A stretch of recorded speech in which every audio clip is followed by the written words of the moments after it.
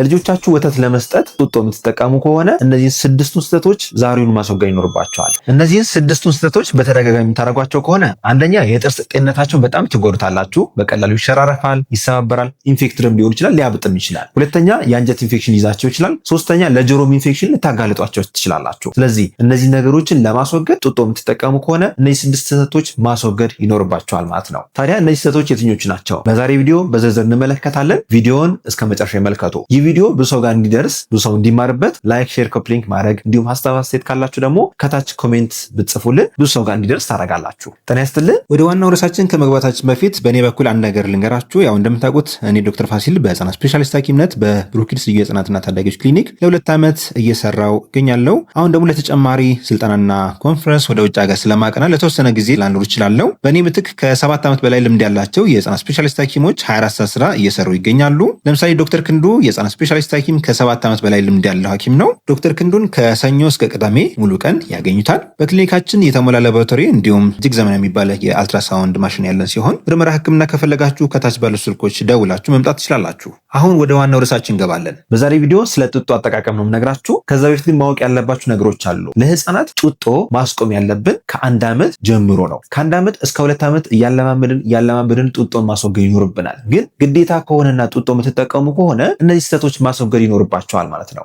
ለዚህ ዩቲዩብ ቻናል አዲስ የሆናችሁ ሰዎች ይህ ብሩክ ኪድስ የሚባል የዩቲዩብ ቻናላችን ነው። ዘውትር ሰኞ፣ ሮብና አርብ አዳዲስ መረጃዎችን ለእናንተ ለወላጆች የምናቀርብበት ነውና እናንተ ቤተሰብ እንድትሆኑ ተጋብዛችኋል። አዳዲስ መረጃዎችን ዘውትር ሰኞ፣ ሮብ፣ አርብ ስንለቅ ወደ እናንተ እንዲመጣ ከፈለጋችሁ ሰብስክራይብ ማድረግ የደወል ምልክት መጫንን አትርሱ። የመጀመሪያ ማስወገድ ያለባችሁ ስህተት ጡጦን እንደ ማረጋጊያ ወይም እንደ እንጀራ እናት አትጠቀሙ። ጡጦን መጠቀም ካለባችሁ ለመመገብ ብቻ ነው። አንዳንድ ጊዜ ልጆቻችን ልቅ ቅር ብሎ ሲያለቅሱ ለማረጋጋት ዘልን ጡጦ አፋቸው ውስጥ እንወትፋለን። ያ ትክክል አይደለም። ለመሰላችሁ ልጆቻችን የስሜት ብስለትን ወይም ደግሞ ስሜታቸውን ለመቆጣጠር መጠቀም ያለባቸው የራሳቸውን ብቃት እንጂ ጡጦ መሆን የለበትም። አለበለዚያ እስከ 3 ዓመት እስከ 4 ዓመት ሲናደዱ ሁሌ ጡጦ ወይም እንጀራ እናት ሊፈልጉ ነው። ስለዚህ ጡጦን ለምግብነት ብቻ ተጠቀሙት። ልጆቻችን ሲናደዱ ወይም ኃይለኛ ሲሆኑ በተቻለ መጠን በእኛው በራሳችንና በራሳቸው እንዲቆጣጠሩ መርዳት። ለምሳሌ በማቀፍ በማባበል ሊሆን ይችላል፣ ወይም በሌላ ነገር ዲስትራክት በማድረግ ወይም ሀሳባቸውን በመቀየር ማረጋጋት ትችላላችሁ። ጡጦን እንደ እንጀራ እናት መጠቀም በፍጹም አይመከርም። ሁለተኛ ጡጦን ለማስተኛነት ወይም ደግሞ እንቅልፍ እንዲመጣላቸው ጡጦ መስጠት የለባችሁም። ልጆቻችን እንቅልፍ መልመድ ያለባቸው በራሳቸው ነው። ልክ እንቅልፋቸው ሲመጣ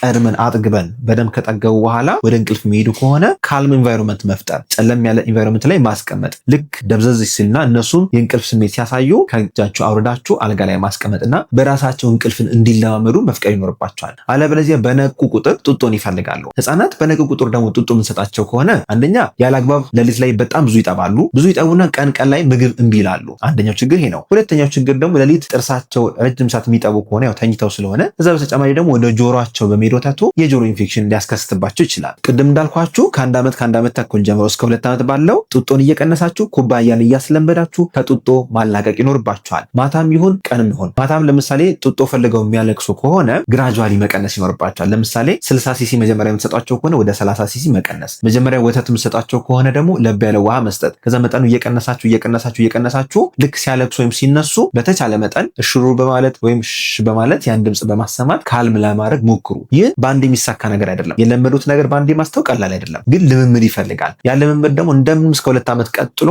ከ2 ዓመት በኋላ ጡጦ የሚባል ነገር ባይጠቀሙ ይመከራል። ይህን ስላችሁ ጡጦ የሚያመጣው ጉዳቶች ስላሉ ነው። የጆሮም የጥርስም አጠቃላይ የንግግርና የቋንቋ ችግርም ሊያስከስት ይችላል። በነገራችን ላይ አፋቸው ውስጥ ረጅም ሰዓት ጡጦ ይዘው የሚውሉ ህፃናት የጡንቻቸው እየዳበረ አይሄድም። ለማኘክ የሚረዱ ለንግግር የሚረዱ የምላሳቸው የትናጋቸውና የአገጫቸው ጡንቻዎች በጣም ዊክ ይሆናሉ። በዛ ምክንያት ቋንቋ ንግግርም ሊዘገይብን ይችላል። ስለዚህ ጡጦን ረጅም ሰዓት ባትጠቀሙ እመክራችኋለሁ። ሶስተኛው ስህተት ደግሞ ልጆቻችንን ስናጠባ የቦትሉን አንግል አለማስተካከል። በምስሉ ላይ እንደምትመለከቱት ትክክለኛው አንግል ይሄ ነው። ትክክለኛ ያልሆነው አንግል ደግሞ ኤክስ ብሎ ያሳያል። ትክክለኛው አንግል ከ30 እስከ 45 ዲግሪ ከፍ እናደርጓለን ጡጦን። ያን ስታደርጉ አንደኛ ልጆቻችሁ ቀጥታ የሚያገኙት ወተቱን ነው። በተጨማሪ ደግሞ ጋዝ እንዳይበዛባቸው ያደርጋል። ሆኖም ግን ትንሽ ዝቅ የምናደርገው ከሆነ ወይም በእቃ ወይም በብርድ ልብስ ደግፈን ዝም ብለን አፋቸው ላይ ቁጭ የምናደርግ ከሆነ ግን ብዙ አየር ይስባሉ። ያ አየር ደግሞ ሆዳቸው ውስጥ ይገባና እየነፋቸው ቁርጠት ላይ መጣባቸው። ስለዚህ ስታጠባቸው አንደኛ አቴንቲቭ መሆን አለባችሁ፣ ከእናንተ ጋር መሆን አለባችሁ። ሁለተኛ ዲግሪውን ማስተካከል ይኖርባቸዋል። አራተኛው ስህተት ደግሞ ልጆቻችሁን በጣም ፍላት አድርጎ ማጥባት። ልጆቻችሁ ፍላት ያ ማለት ሙሉ ለሙሉ ተኝተውም ከላይ ማጥባት በፍጹም አይመከርም። ከዛ ይልቅ እጃችሁ ላይ ደገፍ አድርጋችሁ ወደ ላይ 30 ዲግሪ ከፍ አድርጋችሁ ብታጠባችሁ መልካም ነው። ይህ ስታደርጉ አንደኛ ከእናንተ ጋር ያላቸው ግንኙነት ወይም ቦንድ አይን ላይን እየተያያችሁ ስታጠባቸው ስታጠቧቸው ልክ ጡት እንደምታጠቧቸው ፊል ያደርጋሉ። ያ ማለት ጥሩ ሪሌሽን ይኖራል ከእናት ጋር ከአባት ጋር ማለት ነው። ከዛ በተጨማሪ ደግሞ በጣም ፍላት ሆነው የሚጠቡ ከሆነ የወተቱ ፍጥነት በጣም ሊበዛባቸው ይችላል፣ ትንሊላቸውም ይችላል። ስለዚህ በፍጹም ፍላት አስተኝታችሁ ማጥባት አይመከርም። ይዛችሁ ከፍ አድርጋችሁ ብታጠቧቸው አንደኛ ጋዛ አይበዛባቸውም፣ በቀላሉ ለማግሳትም ቀላል ይሆንላቸዋል ማለት ነው። ስለዚህ በፍጹም ተኝቶ ማጥባት አይመከርም። ይህ ደግሞ ሁለተኛ ጉዳት ወደ ጆሮ ሊሄድባቸው ይችላል፣ የጆሮ ኢንፌክሽንም ሊያስከስትባቸው ይችላል እና አስተኝታችሁ አታጥቧቸው። አምስተኛው ስህተት ደግሞ አስጨንቆ ማጥባት። ልጆቻችንን በምግብም በሌላ ማስጨነቅ የለብንም። ምግብን እምቢ ካሉ እምቢ ያሉ ነው። ያንን ሪስፔክት ማድረግ አለባችሁ። ምግብ ወይም ጡጦ ሳይፈልጉ የምትጎሰጎሱባቸው ወይም የምትጨምሩባቸው ከሆነ ምግብን እየጠሉ ወይም ጡጦን እየጠሉት ሊሄዱ ይችላሉ። ስለዚህ ማስጨነቅ ተገቢ አይደለም። ምናልባት በቅቷቸው ሊሆን ይችላል፣ አልፈለጉም ሊሆን ይችላል፣ ወይ ደክሟቸው ሊሆን ይችላል። የሚፈልጉትን ካሟላን በኋላ ጡጦ መስጠት ወይም ማባበልና መመገብ ተገቢ ነው። በምግብ ሰዓት መሆን ያለበት የምግብ ሰዓታችን የፍቅር፣ የትምህርት እንዲሁም የምግብ ሰዓት እንጂ የተጽዕኖ የመጮ የማስጨነቅ ጊዜ የምታደርጉባቸው ከሆነ ምግቡ በመጣ ቁጥር ወይም ጡጦ በመጣ ቁጥር ትዝ የሚላቸው የወተቱ ጣዕም ሳይሆን የእናንተ ጩኸትና ቁጣ ነው እና ከምግብ ጋር ከወተት ጋር መጥፎ ሪሌሽን ሊያዳብሩ ይችላሉ። ሌላው የሚያስጨንቃቸው ነገር ደግሞ ኦቨርፍሎ የሚያደርግ ከሆነ ወይም ጡጦ ቀዳዳው በጣም ሰፊ ከሆነ እና በአንዴ ብዙ ወተት የሚመጣባቸው ከሆነ ያስጨንቃቸዋል፣ ትን ይላቸዋል። ያን የምታዩ ከሆነ ጡጦ ጫፉ መቀየር ይኖርባቸዋል። ወይም የምትበሷት ቀዳዳ ትንሽ መሆን አለባት። በጣምም መብዛት የለበትም፣ በጣምም ማነስ የለበትም። ስለዚህ የወተቱ ፍሎ የሚወስነው የጫፉ ቀዳዳ ስለሆነ እሱም በደንብ ቼክ አድርጉላቸው። ጫፉ በጣም ሰፊ ከሆነ አንደኛ ለትልታ ያጋለጣቸዋል፣ ሁለተኛ ደግሞ ሳያውቁት በጣም ብዙ ይጠቡና ወዳቸው በጣም ይነፋል፣ ይወጥራቸዋል። እሱ ደግሞ ቁርጠት ያመጣል፣ የበለጠ ሊያለቅሱባችሁ ይችላሉ። ስለዚህ መጠኑን ለመመጠን የጡጦ ጫፍ ቼክ መደረግ አለበት። ስድስተኛውና የምነግራቸው የመጨረሻው ስህተት ደግሞ ልጁ ጠብቶ ያስቀመጠን ነገር ወይም ያስተረፈውን ነገር መልሶ መስጠት። ያን ስታደርጉ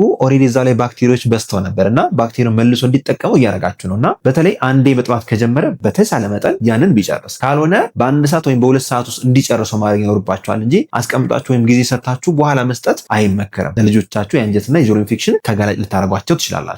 ስለዚህ ለዛሬ ያዘጋጀውላችሁ እነዚህ 6 ስህተቶች እነዚህ ናቸው። እነዚህ ስህተቶች ማስወገድ ይኖርባቸዋል። አሁንም እንደ ማጠቃለያ የምነግራችሁ ነገር ጡጦ ለህፃናት ቤስት መፍትሄ አይደለም ወይም ጥሩ መፍትሄ አይደለም። ጥሩ መፍትሄ የእናት ጡት ወተት ብቻ ነው። ስለዚህ የእናት ጡት ወተት እስከ 6 ወር መስጠት፣ ከ6 ወር ጀምሮ ደግሞ ወተት ማስለመድ ከፈለጋችሁ ጡጦ መጀመር ትችላላችሁ። ግን በተቻለ መጠን ቶሎ ወደ ካፕ ወይም ደግሞ ወደ ኩባያ ማዞር ይኖርባችኋል። ይህን ስታደርጉ ለልጆቻችሁ የአንጀት ጤንነት፣ የጆሮ እንዲሁም የጥርስ ጤንነት ሰርታችኋል ማለት ነው። ለዛሬ ያለኝ መረጃ ይህን ይመስላል። ሀሳብ አስተያየት ካላችሁ ከታች ኮሜንት ላይ ጻፉልን። መረጃውን ከወደዳችሁት ላይክ አድርጉ። እንዲሁም ቤተሰብ ካልሆናችሁ ቤተሰብ ሁኑ። ዶክተር ፋሲል ነኝ፣ የህፃናት ስፔሻሊስት ሐኪም ከብሩክ ኪድስ ልዩ የህፃናትና ታዳጊዎች ክሊኒክ። መልካም ጊዜ